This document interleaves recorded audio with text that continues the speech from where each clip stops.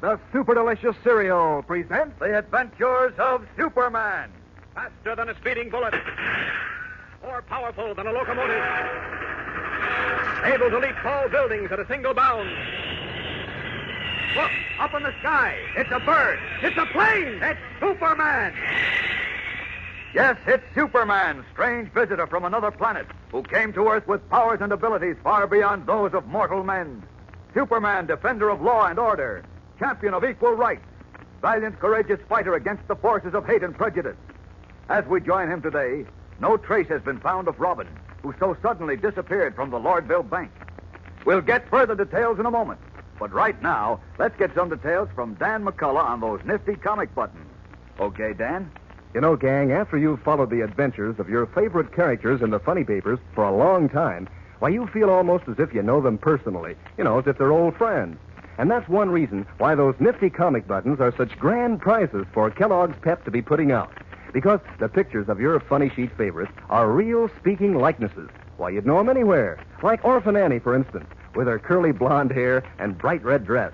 Or Harold Teen, his hair parted in the middle and that big wide grin. Or Superman himself, complete with brilliant blue jersey and red cape flying in the wind. Yes, sir, these characters are straight from the funny papers, done up in full comic strip colors, too, on gleaming white buttons that show off like anything when you wear them pinned on your jacket or your dress or cap. Now, there are 18 different Pep comic buttons in the series, and you'll want to collect them all. So remind your mother to get you plenty of that super delicious whole wheat flake cereal, Kellogg's Pep. You don't have to send in any money, not even a box stop, and you can't buy them anywhere. These exciting comic buttons come only as prizes in packages of P.E.P. Pep, made by Kellogg's of Battle Creek. Now, the adventures of Superman. When Superman captured a miniature dirigible floating high above the Lordville Bank, part of the mystery of the superhuman bank burglar was solved. With Batman, he examined the gondola of the dirigible and found a motor-operated winch and a rope ladder. It was obvious then that the red-caped, blue-costumed burglar had created the illusion of flying by clinging to the trailing ladder and being swooped up into the air. But who was he? And more important, what had he done with Robin, Batman's young assistant, last seen battling for his life in the bank? As we continue now, it is early the following morning. All through the night, Superman and Batman searched the woods around Lordville, but found no trace of Robin. Now, in their guises of Clark Kent and Bruce Wayne, tired and worn, we find them with Inspector Henderson at police headquarters. Wayne, his eyes red-rimmed and his cheeks etched with deep lines of fatigue, makes one final impassioned plea. Listen. Inspector, you've got to find that boy. You've got to move heaven and earth to find him. I'm doing all I can, Wayne. Oh, that's not enough. You've got to do more than you can. You've got to... Oh, I'm sorry. What am I saying? Easy, Bruce. Kent, you know what I mean. Yes. You understand. Of course I do, and so does the inspector. The kid means everything to me. Sure, we know. Oh, you don't know, really? Yes, we do. Oh, you can't know how I feel about him. But believe me, if anything's happened to Robert... All right, now don't say it, because I promise you it's not true. Nothing's happened to Robin. He can take care of himself. Would you mind my asking a question? Oh, go ahead, Inspector. Sorry.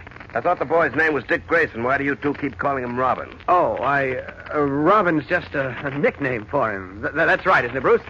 Yes. I see. Well, let's go back to this case. Tell me your reason again, Kent, for not wanting the story of the dirigible released to the press. Well, I don't want whoever's behind this false Superman to know we have the answer. Let them go on thinking we believe the real Superman is responsible. What'll that accomplish? Two things, Inspector. It may put them off guard, at least temporarily, and it won't stop them from going ahead with their plan. What plan? The plan I think they have in mind. Oh, you think? Oh, has there been anything wrong with my thinking up to now, Inspector? What about your boast to bring in the phony or real Superman within 24 hours? That still goes. But 24 hours have not elapsed yet, have they? Well, I must admit... That's enough for you to admit anything as a victory. Right, Bruce? What? Were you talking to me? Oh, now snap out of it, Bruce. The world hasn't come to an end. We'll find the boy all right. I'm beginning to wonder. Oh, nonsense. Now, what about that plan, Kent? We've got to move fast in this case. Well, the way I figure, all these petty bank burglaries with the stolen money sent to various charities is simply a cleverly devised plot to discredit me. Discredit you? What have you got to do? I mean, Superman. I'm so tired, I'm beginning to think I'm Superman. It's funny, isn't it? Very funny. Go ahead. Well, once they accomplish that and have everyone, including the police, believing that Superman has turned bank burglar, I think they plan to pull a really big job and hang it on Superman. Sounds a little fantastic to me. Yeah, maybe, but I can't see any other way of figuring it. Do you go along with Kent's idea, Wayne? Kent's idea? Didn't you just hear it? Oh, I'm sorry, Inspector. I wasn't listening. Now, look, Bruce. I know. Snap out of it. Get hold of yourself. Pull yourself together. Chin up and stop worrying. Well, but, sure. But what if I can't? What if I just stand here watching that phone and waiting to hear it ring and hoping like I never hoped before there'll be a call about Robin. About us being all right. Is that criminal? Oh, of course not, but... there it is. Easy, son. Anderson speaking. Yes, Malloy. You checked all of them? I see. What about the Grayson kid? I see. Call me back. Right. Any news, Inspector? Sorry, Wayne. Nothing. It's only 9 o'clock, Bruce. Only 9 o'clock. Only 8 hours since he's been missing. That's nothing. Nothing at all, is it? Just time enough for him to take a stroll in the woods. Now you're really going overboard. Oh, I'm sorry. About this big job, you think they plan to pull Kent after they build up suspicion against Superman? Yes? What do you mean by a big job? Oh, I mean something huge, something tremendous. No piddling $20,000 robbery, a really big one. And unless I miss my guess, it's coming soon. Where? When? If I could answer those questions, Inspector, I wouldn't be here now. I'd be telling fortunes at county fairs. There's no time for jokes, Kent. If you really think they're planning a big robbery, I'd like to alert the entire force. Well, that's fine, but it may not occur in Metropolis. It may happen in Chicago or Detroit or Los Angeles. And you think this same guy, the one who broke into the banks, is going to pull it? Uh-huh. As Superman. You mean dressed as Superman? Well, naturally. Well, come to think of it, the guy must have some sort of superhuman strength. You saw those vault doors he ripped off? Yes, but I don't think that's a matter of strength. Now, wait a minute. My men checked. I know. Your men checked for nitroglycerin, diamond drills, burglary tools, etc., etc., etc. And they found nothing. Those doors were ripped off by hand. I doubt it, Inspector. And so, incidentally, does Candy Myers. Oh, what's that private gumshoe got to do with this case? He was guarding the Somerset Bank for us last night. And this morning I asked him to hop over to Lordville and take a look at the damage. Say, as a matter of fact, I told him we'd meet him there at 9:30. We better get going, Bruce. Going? Where? To Lordville. Do you remember we told Candy we'd meet him there? I think I'll stick around, Kent. Oh, no. There might be a call. Now, go ahead, Wayne. There is, I'll contact you in Lordville. Sure. There's nothing quite so bad as waiting for something to happen. So you're good to drive over to Lordville. Come on. Okay. See you later, Inspector. Right. Oh, wait a minute. Yes? I forgot something. What? That call I got a few minutes ago was about the dirigible. Oh, yes. What about it? The thing had a flying range of 300 miles. Every airport within 300 miles of Lordville was checked. Nobody ever saw it. Uh-huh. I didn't think you'd turn up anything on that. They probably kept it in some old barn. Well, I'll be seeing you. Right. So long, Wayne. So long. Let's go, Bruce. Leaving police headquarters, Clark Kent and Bruce Wayne drive to Lordville, where they join Private Detective Candy Myers. The heavy steel door of the bank, which had been seemingly ripped from its hinges by the mysterious bank robber the previous night, is now leaning against the wall. Kent questions Candy about it. Anything turn up, Candy? Not a thing. The state cops checked all the fingerprints on the vault door. They all matched the bank employees. Our bird must have worn gloves. How we ever ripped the doors off, I don't know. Now, what about that faint odor I mentioned? What was that, Kent? Why, last night I thought I caught a peculiar odor when I entered the bank after the burglary. It was almost bitter, like burned coffee. I've been smelling all over the place. No soap. Well, I may have been wrong, but it just struck me. Take a look at this door, Bruce. Look at the way the hinges... Candy Myers. Hey, what's that? Calling What? Candy Myers. A voice calling my name. Yes, I heard it, too. Calling Candy Myers. Come in. That's Robin's voice. Where is he? The walkie-talkie in Candy's car. Come on. All right. Calling Candy It was Myers. all right. Hurry. Come in, Candy. Come in. Let me have it, Kent, quickly. Okay, here. Hello, Robin. Robin, this is Bruce. Come in. Oh, boy, am I glad to hear your voice. Where are you? I trailed the big guy here, the other Superman. What? I said Never mind that. Where are you?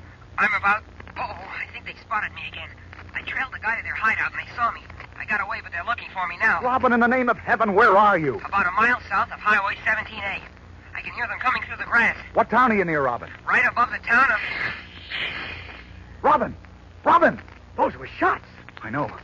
Robin, answer me. Robin, come in. Robin! Robin, what happened? Frantically, Bruce Wayne, alias Batman, yells into the receiver of his walkie-talkie in a vain effort to again raise Robin. What were the shots that knifed through the sensitive instrument? Do they mean what Batman thinks they do? We'll return in a moment to find out. But first, here again is your announcer. The other day, there was a bunch of fellows and girls gathered together at the playground, and they were so busy comparing notes on their collections of comic buttons from packages of Kellogg's Pep that one mother told me that she had to call 3 times to get the kids to come home to dinner. Yes, sir, it's that much fun to collect these pep comic buttons. Why, you don't want to stop.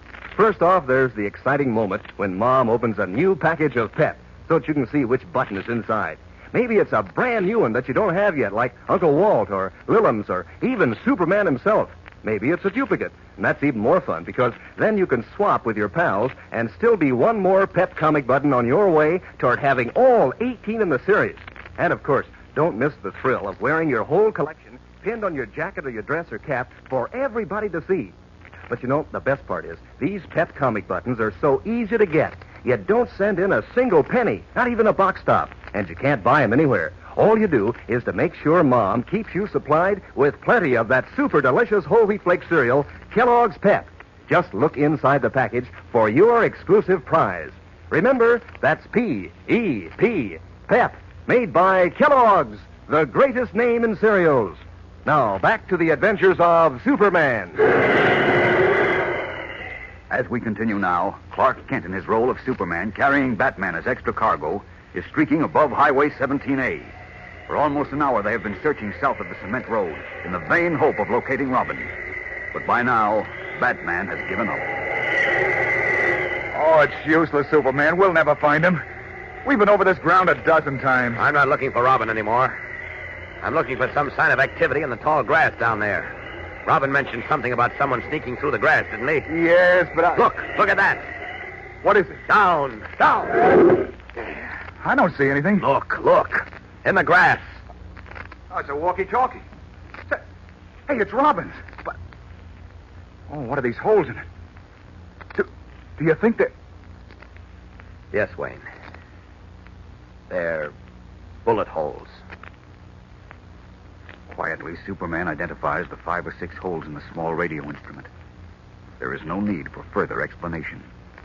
Almost tenderly, Batman's fingers caress the box as his eyes grow moist and something catches in his throat. To him, this looks like the end of the trail. But is it?